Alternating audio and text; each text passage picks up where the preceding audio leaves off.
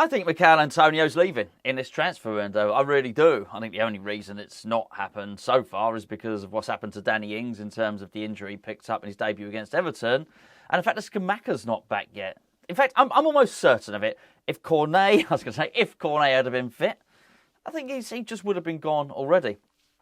Gio did a video, it would have been yesterday, as you watched this video, where he very much discusses the difference between what Antonio said in terms of reading it and how it came across in terms of if you actually listen to the podcast. Basically, Antonio was, let me just find the name of the podcast, the Footballers Football Podcast. Is that really the name? The Footballers Football Podcast? I guess it is. He does, it's a regular thing he does with him and Callum Wilson. It's not the first time we've been able to get quotes from Antonio. Look, you do a podcast, you speak for long enough, you're going to say something at some point. What Antonio has said this time is that, well, look, we'll get to what he said in a minute, but Gio is making the point that there's a slight difference between reading what he says and actually listening to the podcast for context and the tone. The reason that Gio made that point is he said when he first read it, he was a bit angry with Antonio. He was a bit annoyed, let's put it that way, with his comments. Yet when he heard it, when he actually listened to the podcast, his stance softened slightly. Now, whilst I totally agree with what he said, I don't think it makes any difference to what I'm saying, which is I think he's readying himself to leave. I think the club are readying him to leave. And, you know, I guess in many respects, if you accept that, whether you're annoyed with him or not annoyed with him, doesn't really matter if you're trying to look at whether he's going to leave or not. Here's what he said. He said, honestly, I've not ruled anything out. All I can say is that nothing has been ruled out. There are talks, so whatever happens, happens. He said, I won't be upset about staying, and I'll definitely be upset if I leave, because obviously I've enjoyed my time here. I mean, it is a weird one. I mean, firstly, the thing is that there have been talks. That could mean any number of things. It could mean there have been talks with the club. There could have been talks with an agent, or I guess the most nuclear of all of those options is that there have been talks with another club. Maybe all three. Quite possibly. But choose any one or all of the three, two of the three, whatever you want. Something's happened there. He's admitting it. Now, I think the other thing that makes it interesting is the words that David Moyes said in his press conference. Now, this is a press conference that David Moyes held in the build-up to the FA Cup match against Derby. David Moyes went on to say that, amongst other things, and lots of other things, that he'd be happy for Antonio to stay. Now, that's a really weird one, and I think it sort of passed by it when it happened. And then you actually sort of scratch your head and you think about it. Okay, attribute that comment to almost anybody else. Knife Gertz. Oh, well, we'd be really happy if he stayed. Well, by sort of implying that you'd be happy in his stay, the implication is that he may leave. So whilst David Moyes has not said Michail Antonio wants to leave, and there were quotes attributed to David Moyes, he's pretty much confirmed it. There was another thing he said, which I can't recall precisely what he said now, but it indicates, I think he said, oh yeah, I think he said Mickey's been talking about leaving or something like that. There's just so much to it that there clearly is some kind of foundation to that. So if we assume that it's all correct, and you don't get much more solid than it coming from the manager and coming from the player, even though you've got to sort of wade through a lot of to separate the wheat from the chaff, let's put it that way. Once you get to the kernel of it, then he's pretty much saying he may well leave. And Moyes is saying he may well leave. And for that reason, I think he'll leave. I mean, hold the press, nothing major that we've concluded there, really, is it? However, I do think there's something very interesting at the moment, and that is that the days are running out before the end of the transfer window. Now, I think the natural conclusion is to think that we're possibly going to sign this lad, Terem Moffi from FC Lorient. Whether that will happen, whether it won't, I don't know. But what I do find interesting in all of this, and I do think we'd probably need to sign somebody else, and I think we will. That's the whole point of me doing this video. I think Antonio's leaving, and I think we're signing somebody else. He went around all the houses, David Moyes, by saying, we might sign somebody. I've not ruled it out. He basically took a long time to say nothing, and which left us none the wiser at all. Sorry, I'm just sort of adjusting my camera there. Now, I think the interesting thing about this is that why are we finding this out so late? David Moyes talks about this big overhaul, about breaking, about introducing new players. Why have we got to this point in the season to really discover, I think, that David Moyes believes Antonio is not up to it. I think a lot of us would agree that Gianluca Scamacca's not really settled. Let's put it that way. I think he's a good player. I'm sure a lot of you would agree. For whatever reason, put aside your reasons, whatever they may be. The fact that he played in a front two, or, played alongside Raspadori, which also he's done when we saw Italy play England. He's playing a lone striker. It might be moving to another country. I don't buy that one so much. He played at PSV before.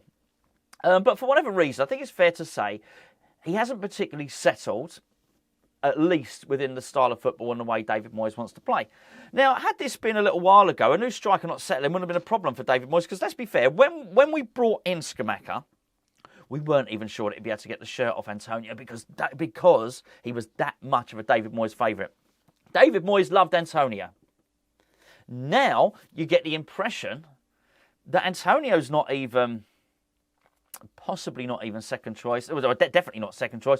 Third choice. He slipped really far down the pecking order. Now, I don't know why that is. We could create a little bit of mischief here and say that something's happened, but it is possibly not. In fact, it's far more likely that the most simplest explanation is the explanation that Antonio's just not cutting it anymore. Antonio's just not as much of a goal threat as he used to be, and even David Moyes knows I can't rely on this guy in terms of goals to fire us up the table to where we need to be. And that's what I think's happened. I think David Moyes himself has got a surprise in this very season, because I think that has changed from what he thought at the start of the season, which I'm adamant.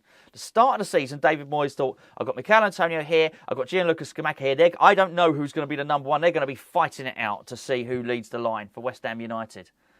I think now Scamacca's fit, Scamacca starts, and I think that's how it is. And as I say, that's somebody who's he's not performed brilliantly. We've paid £35 million for him, and he's not scoring £35 million worth of goals. I don't know what that looks like. I don't know what £35 million worth of goals is, but I think it's more. It seems like more. It feels like more. It felt, listening to Antonio speak, like he was almost scribbling the start, verbally scribbling the start to his. The leaving statement that they make, when Dawson's just done one, or when the club will turn around and say the club would like to thank Michail Antonio for his years of service at West Ham. He originally signed from Nottingham Forest for, and everyone says nice flowery things. It felt like Antonio was making his statement then. I've enjoyed my time at West Ham. It was all reflective, wasn't it? It seemed very, very reflective, like he'd made up his mind. And I can only assume that they got very far down the road in terms of him leaving. The Danny Ings incident happened, and then the brakes were put on. They slammed on the brakes and said, "Whoa, hold on a second. We can't pursue with this just yet." But I think they are, and I think they're going to, because I think even David Moyes knows. As I said before, it is precarious relying on Danny Ings. I know he's not had many injuries in the last 3 seasons, but he's got one now. Scamacca, as he's on his 3rd injury at West Ham. Cornet. We can't rely on these people. I think we need to bring in another striker. And I think that is going to be the case. This Terem Moffi one won't go away. I do find it a little bit odd that he's available for a certain amount of money. We've already agreed the fee. We've not tied it down. Also, nobody else has come in and signed him. That's a bit odd, isn't it? So, I don't know. I don't know enough about him. Obviously, I've watched the clips. I've watched the highlights. Looks like a good finisher.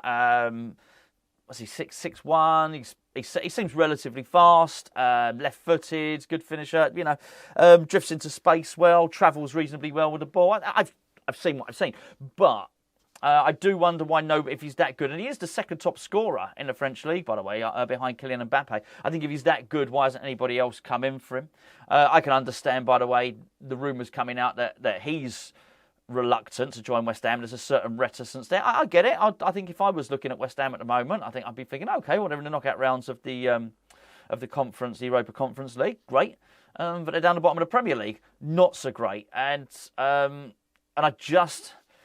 think it'd probably be an interesting conversation if you were going to sign for West Ham. I think if you were going to go and sign for a lot of clubs in the Premier League and you'd come from overseas and you were going to sit down and have a talk with whoever, name your club, Aston Villa. If you got down and you started hearing about their ambition, you were talking to Unai Emery, and then Aston Villa turned around and said, right, we want to put a relegation clause in there where your wages drop by whatever, 50%, you'd probably think, hold on, I thought we were looking upwards. And I think that's probably going to be something that's really hard for us to do at West Ham. Sell the concept of European football and all that, but by the way, just in case we do go down, you're gonna drop your wages.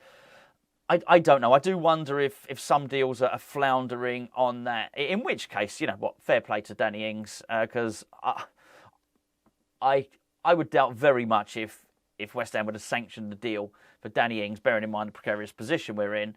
I think he's on 120 grand a week, something like that. I might be wrong. You never know what the full amount is. I'm be surprised if we sanctioned that without there being a relegation clause in there. If that's the case, then fair play to Danny Ings for backing himself, backing the club and saying, no, I'll come and there'll be no relegation. I'll fire you out of it. That's really what you want. But you can actually understand why somebody coming from overseas might not be that thrilled. So I don't know if something like that's holding it up. But as I say, reading between the lines and taking away whether I'm annoyed or not annoyed with what Antonio said, just remove that for a second. I think when you listen to the comments, or when you read, whatever, listen to them, read them, do what you want with them, he's talking about having discussions about leaving the club at whatever level, either with the club, with an agent, or with a club that might want to buy him. The rumour is Wolverhampton Wanderers, of course. David Moyes is talking about that happening. And when you start to read between the lines, and David Moyes saying, well, we might bring someone in. Well, okay, I can only sort of conclude that I think, we've got 4 days left of the transfer window. By the end of the transfer window, I think we get a new striker in, and Michail Antonio is gone.